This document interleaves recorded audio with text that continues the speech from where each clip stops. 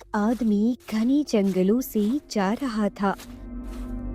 तभी उसकी आंखें चमक उठी जब उसने जमीन में चमकता हुआ पत्थर देखा। ये वही जादुई काला पत्थर है और ये वही जंगल। आखिरकार मुझे मिल ही गया। अब इसका मैं मालिक बनूंगा। शायद ये मुझे माला माल कर देगा। जैसे ही उसने पत्थर को छूने की कोशिश की, अचानक दर्दनाक चीख जंगल में गूंज उठी और वो वहीं गिर पड़ा, जिससे उसकी दर्दनाक मौत हो गई।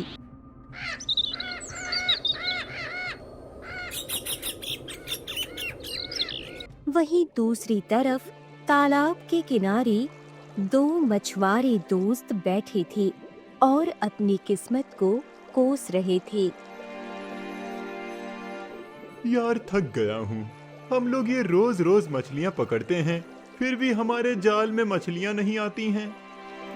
क्या करूँ, मैं भी परेशान हो गया हूँ। अपनी माँ बहन को ढंग से 2 वक्त का खाना भी नहीं दे पाता और पिताजी की दवाई का भी इंतजाम नहीं हो पाता है। पर क्या करें, हम अपनी किस्मत को कैसे बदल सकते हैं? जो लिखा है उसे तो भोगना ही पड़ेगा।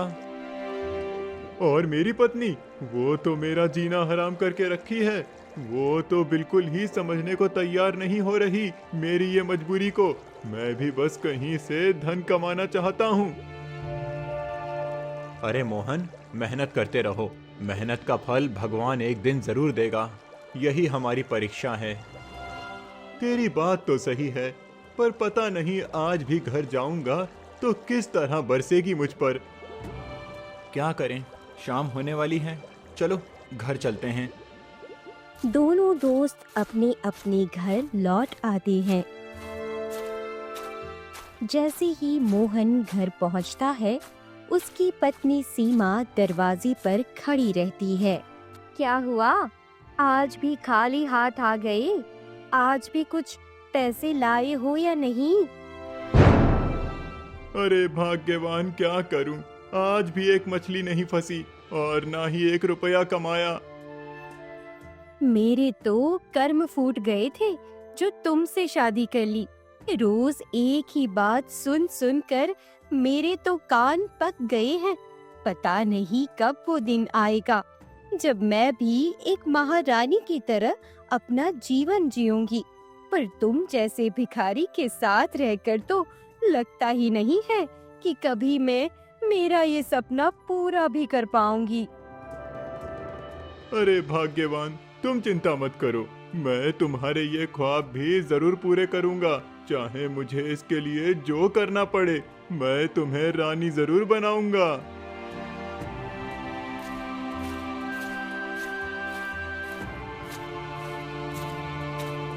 वहीं दूसरी तरफ रघु जैसे ही घर पहुंचता है, देखता है कि उसकी माँ बिस्तर पर पड़ी थी।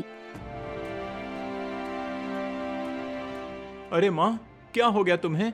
तुम बिस्तर पर क्यों लेटी हो? तबीयत ठीक तो है ना? बेटा, पता नहीं क्या हुआ है। मेरी तबीयत कुछ ठीक नहीं लग रही है। सिर घूम रहा है। कैसा बेटा हूँ, अपनी माँ और बूढ़े पिता की देखभाल भी नहीं कर पाता। क्या करूं भगवान? चिंता मत कर बेटा, सब ठीक हो जाएगा। भगवान पर भरोसा रख। हमारे ये दुख के दिन जल्द ही खत्म हो जाएंगे। क्या करूं?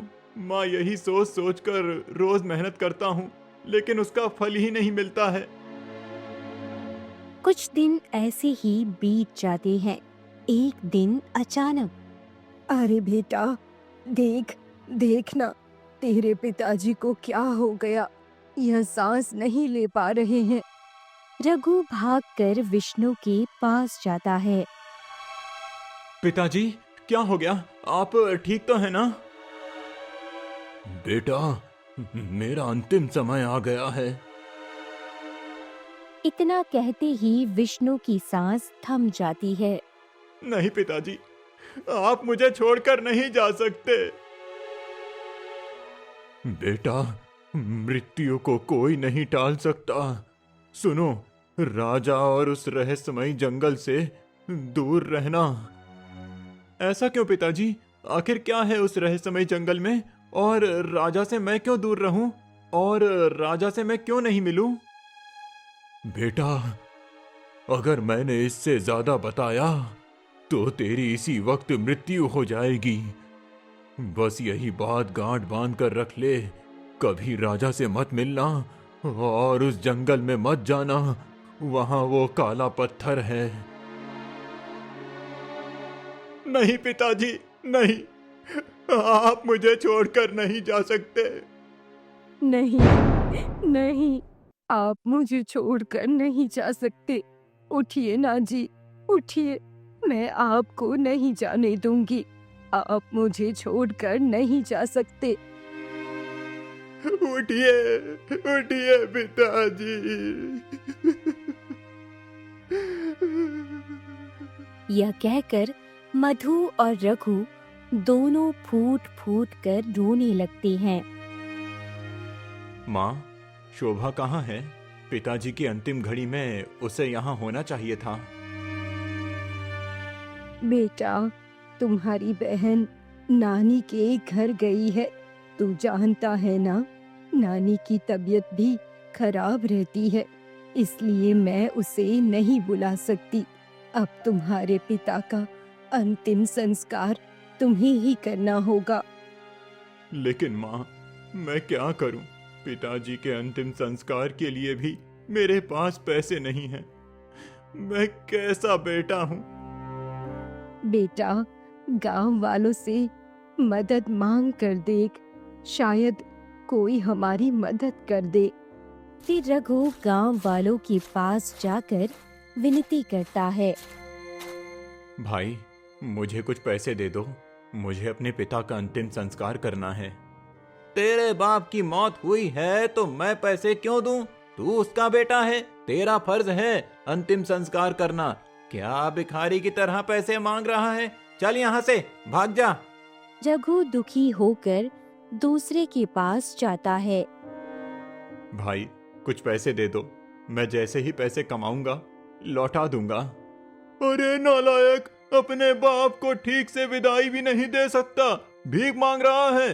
तुझ जैसा बेटा ना होता तो अच्छा था। चल निकल जा यहाँ से।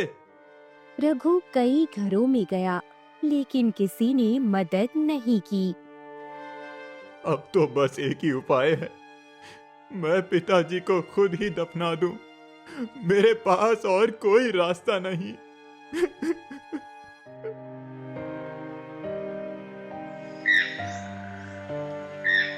रघु एक गड्ढा खोदता है।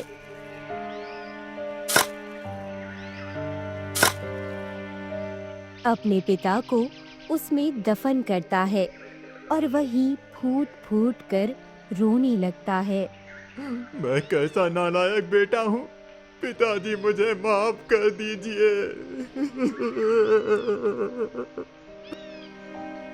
तभी मोहन आ जाता है। क्या हुआ रघु? तुम्हारे पिता की मृत्यु हो गई? ये जानकर मुझे भी बहुत दुख हुआ। तुम्हें गांव वालों ने भी जलील किया। क्या करें मोहन, हमारी तो किस्मत ही ऐसी है। और पिताजी भी नहीं रहे, पर उन्होंने आधा अधूरा कुछ कहा था। आधा अधूरा क्या कहा था तुम्हारे पिताजी ने? मरते वक्त उन्होंने कहा था कि मुझे महाराज और उस रहस्यमयी जंगल से दूर रहना है, और शायद किसी काले पत्थर का जिक्र किया था। उसके बाद उनकी मृत्यु हो गई।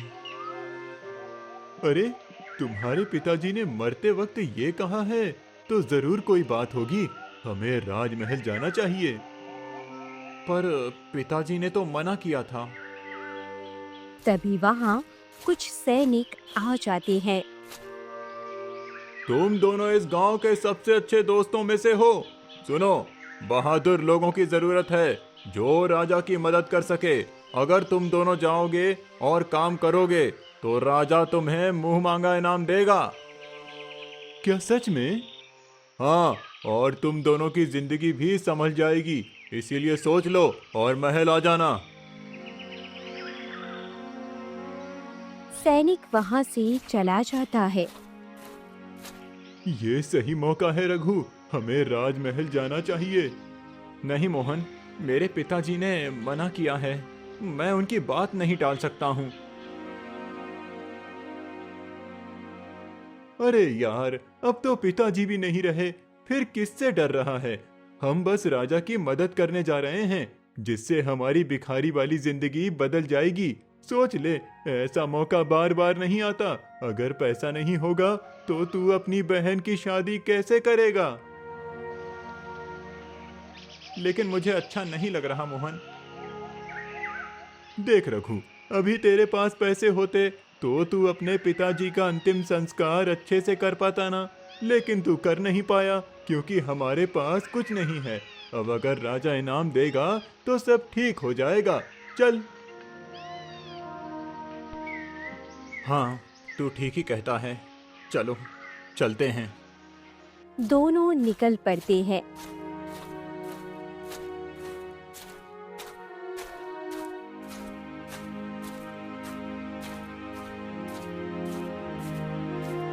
तो तुम दोनों मेरी मदद करने आए हो?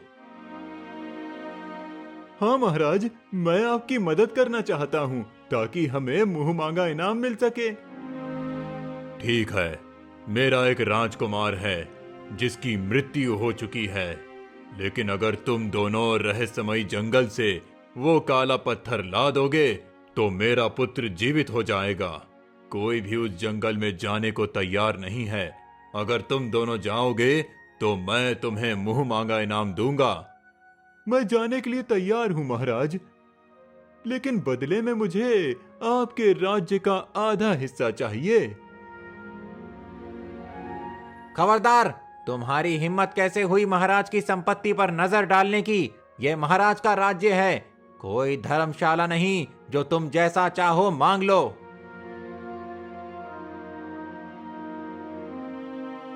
चुप रहिए मंत्री जी, इसे जो कहना है कहने दीजिए। आखिर हमारे बेटे की जिंदगी का सवाल है। महाराज, मुझे आधा राज्य दे दीजिए तो मैं उस जंगल में जाने को तैयार हूँ।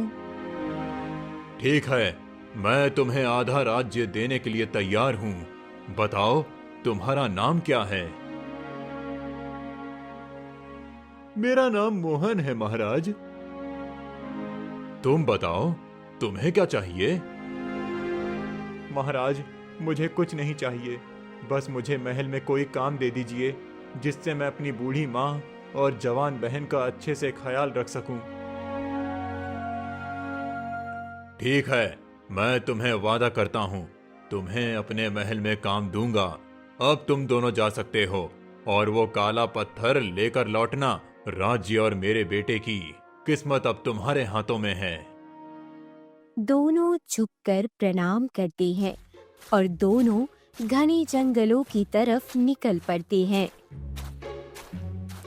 अरे, ये जंगल तो सच में रहस्यमयी लगता है। देखो, कितनी अजीब अजीब सी चीजें यहाँ पर दिख रही हैं। इसीलिए तो शायद मेरे पिता ने यहाँ आने से मना किया था, पर घर की मजबूरी की वजह से आना पड़ा। चलो आगे चलते हैं। दोनों आगे बढ़ती हैं और अचानक बहुत सारा खजाना देखती हैं। अरे वाह, देखो कितना सारा खजाना है। इतना खजाना तो हमने जीवन में कभी नहीं देखा होगा। ये तो सचमुच कमाल हो गया। हाँ, ये तो सचमुच में खजाना है। ये खजाना हमें मिल गया तो हमारी सारी गरीबी दूर हो जाएगी। चलो ये धन ले लेते हैं। नहीं, ये ठीक नहीं है। लालच करना ठीक नहीं है मोहन। ये जिंदगी माया है और जरूर इसमें कोई रहस्य होगा। तुम मत जाओ। अरे पता नहीं राजा हमें आधा राज्य देगा भी या नहीं। अगर ये खजाना ले लूंगा तो मुझे ढेर सारा धन मिलेगा। मुझे ये चाहिए। मोहन जल्दी से जाके धन लेकर छुपा लेता है। तभी तेज रोशनी फैलती है। अरे ये क्या हो गया? मेरा पूरा शरीर पत्थर का कैसे बन गया? चेहरा इंसान का ही रहा। मैंने क्या कर दिया? मेरी मदद करो रघु, ये क्या हो गया? और मोहन का आधा शरीर पत्थर का बन जाता है। तू पूरा पत्थर कैसे हो गया? अब मैं क्या करूं? हे भगवान, मैं कैसे तेरी मदद करूं? मुझे लालच नहीं करना चाहिए था। मैं फिर से इंसान बनना चाहता हूं। कुछ भी करो रघु, मुझे बचा लो, मुझे बचा लो। ये जंगल बहुत सुनसान है और यहाँ पर कोई दिख भी नहीं रहा है। मैं किससे मदद मांगूं, क्या करूं? मुझे नहीं पता। रुको, मैं शायद किसी से मदद लेकर आता हूँ। तभी एक बूढ़ा फकीर आता है। अगर तू अपने दोस्त को फिर से इंसान बनाना चाहता है तो तुझे इस रहस्यमयी जंगल का रहस्य सुलझाकर वो काला पत्थर लाना होगा। तभी तुम्हारा दोस्त फिर से इंसान बन सकेगा। पर उसके लिए तुम्हें जान देनी होगी। देख, ये मिट्टी में खुदा हुआ कुआं है। तुम्हें इसके अंदर कूदकर अपनी जान देनी होगी। उसके बाद ही ये रहस्य सुलझेगा। मैं कैसी दुविधा में फंस गया, पर मैं अपने दोस्त को ऐसे मरते हुए नहीं देख सकता। ठीक है, अगर यही एक रास्ता है तो मैं कूदने को तैयार हूँ। रघु कुएं में कूदता है और अचानक एक रहस्यमयी जंगल में पहुंच जाता है। अरे, मैं किस जगह पर आ गया हूँ? यहाँ सब कुछ कितना अजीब और रहस्यमयी लग रहा है। हर जगह सिर्फ काले पत्थर ही दिख रहे हैं। असली काला पत्थर कौन सा है? अब मैं क्या चुनूं?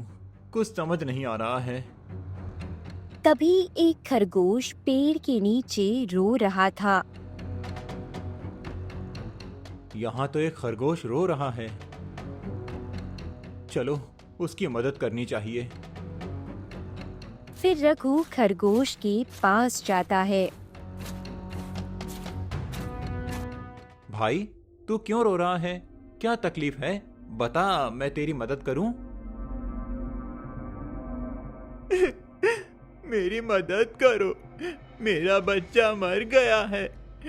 उसे तुम जीवित कर दो। पर तुम्हारा बच्चा मर गया है तो वो जीवित कैसे होगा? तुम भी तो एक मरे हुए इंसान को जीवित करने के लिए इस रहस्यमयी जंगल में आए हो, तो तुम मेरे बच्चे को क्यों नहीं जिंदा कर सकते हो? ठीक है, मैं कोशिश करूंगा। बताओ, कहाँ है तुम्हारा बच्चा? तुम मेरे पीछे चलो, मैं तुम्हें वहां ले चलता हूँ। खरगोश रघु को पीछे ले जाता है और कुछ देर में रुकता है। यहाँ तो तुम्हारा बच्चा नहीं है। वो कहाँ गया? अरे, मेरा बच्चा तो मैं यही हूँ। मैं कुछ समझ नहीं पा रहा। तुम क्या कहना चाहते हो? खरगोश अचानक तेज रोशनी फैलाता है और वो एक इंसानी बच्चे में बदल जाता है। ये क्या हो रहा है? तुम एक इंसान कैसे बन सकते हो? मैं अपनी माँ को ढूंढ रहा हूँ।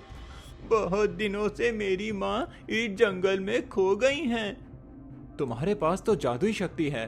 तुम किसी का भी रूप ले सकते हो। फिर तुम अपनी माँ को क्यों नहीं ढूंढ पाते? क्योंकि मैं जीवित नहीं हूँ, मैं मरा हुआ हूँ। इसीलिए मैं अपनी माँ को अपनी शक्तियों से नहीं ढूंढ सकता। उसे सिर्फ एक नेक दिल इंसान ही ढूंढ सकता है। इसीलिए मैं तुमसे मदद चाहता हूँ। मेरी माँ को ढूंढो तो मैं तुम्हारी मदद करूँगा। ठीक है, मैं तेरी माँ को ढूंढने में मदद करूँगा। किस दिशा में गई थी तुम्हारी माँ? बस यहीं से आगे जाकर वो हमेशा के लिए गायब हो गई थी। फिर रघु उस दिशा में आगे बढ़ जाता है। थोड़ी दूर पर रघु को एक बूढ़ी औरत मिलती है। तुम यहाँ क्यों आए हो? लौट जाओ।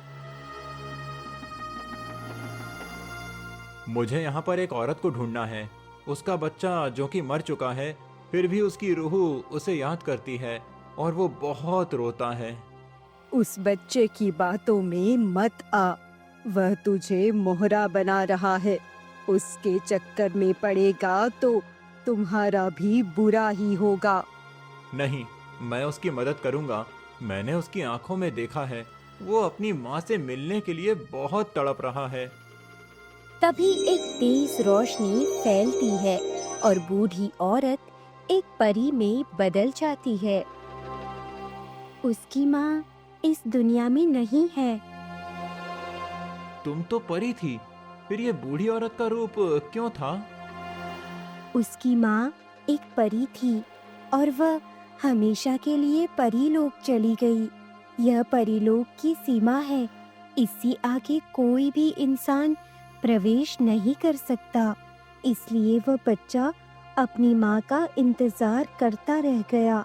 तुम्हें उसे यह समझाना होगा कि उसकी माँ अब उसको कभी नहीं मिल सकती और फिर उसकी आत्मा को शांति दिलानी होगी। वो मेरी बात कैसे मानेगा? यह तुम्हारी जिम्मेदारी है। अगर तुम उसे मुक्ति दिलाओगे तो तुम्हें वो काला पत्थर मिलेगा। काला पत्थर कोई और नहीं, वही बच्चा है। तुम्हें उसे शांत करके मुक्त करना होगा, तभी वह वहां से जाएगा और पत्थर बन जाएगा। क्योंकि वो बच्चा वो काले पत्थर को खा गया था, उसी से उसकी मृत्यु हुई है। परी चली जाती है। रघु वापस आता है।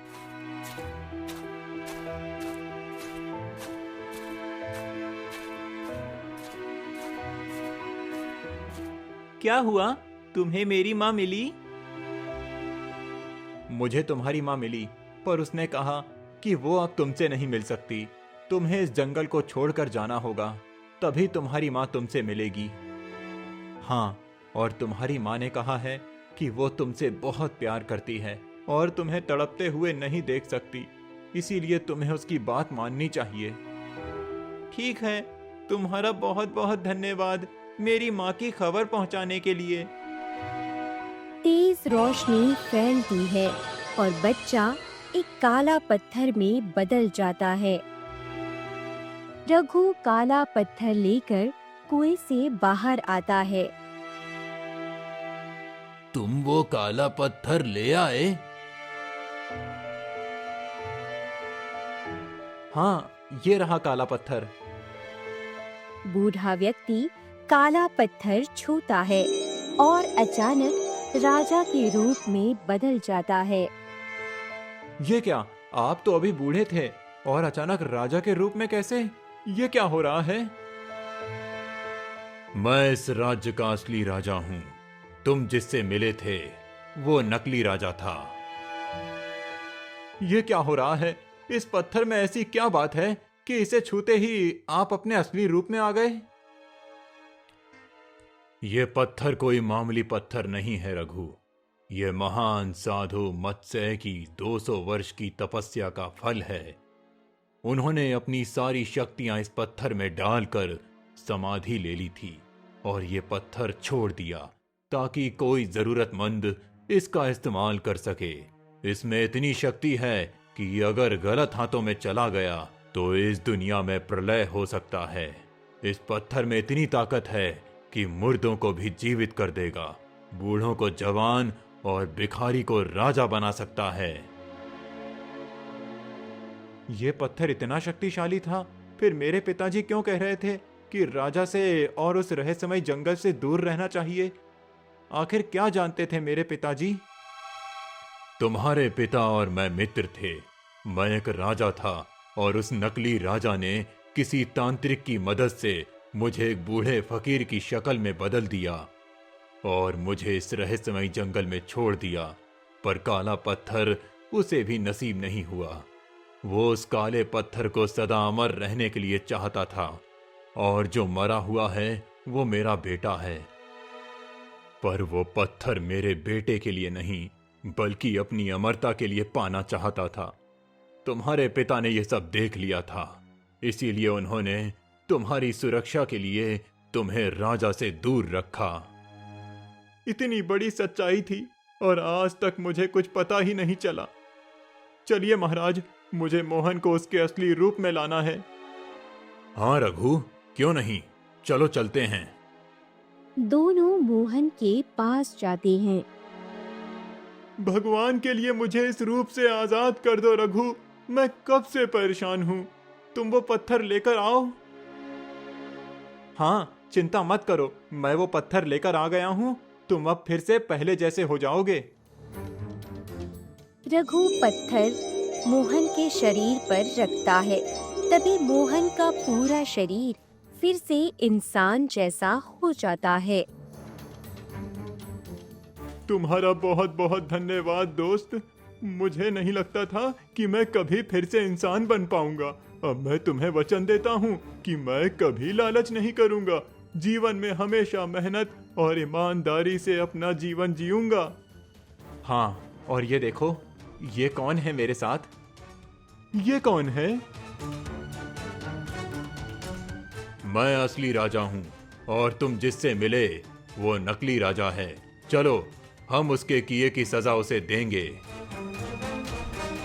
ये कैसे हो गया? आखिर असली राजा आप हैं और वो नकली?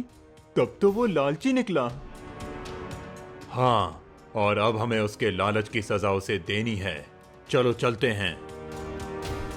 जैसे ही राज दरबार के दरवाजे पर जाते हैं। महाराज, आप यहाँ? सबने तो कहा था कि आप इस दुनिया में नहीं हैं। इस दुनिया में तो मैं सच में नहीं था, कहीं और था। और अब जो इस दुनिया में है उसे मैं कोई और दुनिया में पहुंचाऊंगा। फिर राजा दरबार में पहुंचते हैं। तुम यहाँ क्या कर रहे हो? तुम्हें तो मैंने एक बूढ़े के रूप में बदल दिया था, फिर तुम फिर से जवान कैसे हो सकते हो? ये कैसे संभव है? क्या तुम्हें वो काला पत्थर मिल गया है? हाँ, मुझे वो काला पत्थर मिल गया है और तू अब हमेशा के लिए मृत्यु की सजा पाएगा। नहीं, तू मेरा कुछ नहीं बिगाड़ सकता। अब ये राज्य मेरा है। तू सिर्फ एक आम इंसान है। सैनिकों, पकड़ लो इस राजा को। रुक जाइए, आप उसे नहीं छू सकते। महाराज लौट आए हैं, इसीलिए हम आपका हुक्म नहीं मान सकते। सैनिकों, इस नकली राजा को पकड़ लो। मंत्री, तुम मुझे धोखा दे रहे हो। मैं धोखा नहीं दे रहा, बस समय के हिसाब से झुका था। अब समय बदल गया है और असली महाराज लौट आए हैं। सैनिक नकली राजा को पकड़ लेते हैं। शाबाश मंत्री जी, मुझे लगा था कि आप भी इस धोखेबाज के साथ मिले हुए हैं, पर आज पता चला कि आप वफादार हैं। महाराज, मुझे माफ कर दीजिए। मैं कई वर्षों से आपको ढूंढ रहा था और गुप्तचर लगाए थे, पर इस राजा ने सब गुप्तचर मरवा दिए, जिस वजह से मुझे झुकना पड़ा। इसीलिए इसे ले जाओ और इसे मृत्यु दंड दे दो। जो आज्ञा महाराज। रघु, तुमने बहुत अच्छा काम किया है। अगर तुमने ईमानदारी ना दिखाई होती तो शायद मैं अभी तक बूढ़े के रूप में जंगल में भटक रहा होता। इसीलिए इस पत्थर की जिम्मेदारी मैं तुम्हें देता हूँ। तुम इसे अपने पास संभाल कर रखना और किसी गलत हाथों में मत पड़ने देना, नहीं तो तुम जानते हो इसका परिणाम क्या हो सकता है। मैं आपको वचन देता हूँ महाराज, मैं इस पत्थर को एक सुरक्षित स्थान पर रख दूंगा। महाराज, मुझे भी माफ कर दीजिए। मैं लालच में अपने दोस्त के साथ गया था, पर अब मैं ईमानदारी से जीवन जीऊंगा। ठीक है, तुम ये पत्थर रखकर यहाँ आना, फिर मैं तुम्हें राज दरबार में इनाम दे दूंगा। हाँ महाराज, क्यों नहीं। दोनों वहां से निकल पड़ते हैं।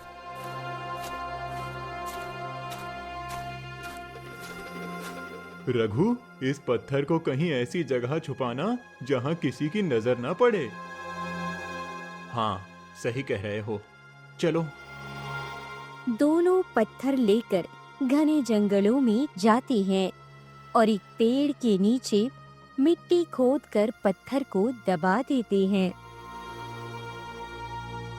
और दोनों अपने अपने घर लौटते हैं।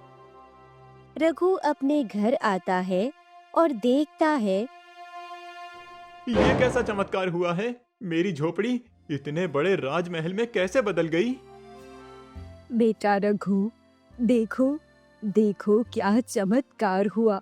हमारा झोपड़ी इतना बड़ा महल बन गया है और मेरी तबीयत भी ठीक हो गई है। तुम्हारी बहन के लिए रिश्ता भी आ गया है। गांव के बड़े जमींदार का बेटे का रिश्ता आया है और वे कुछ ही दिनों में हमारी शोभा को अपनी बहू बनाना चाहते हैं। माँ, अब हमारे दुख के दिन खत्म हो गए हैं। अब हमें वो सारी खुशियां मिलेंगी जिनका हमें इतने वर्षों से इंतजार था। तो दोस्तों, कैसी लगी आपको ये कहानी? हमें कमेंट के जरिए जरूर बताएं और साथ ही ऐसी और मजेदार कहानी के लिए चैनल को सब्सक्राइब करें। धन्यवाद।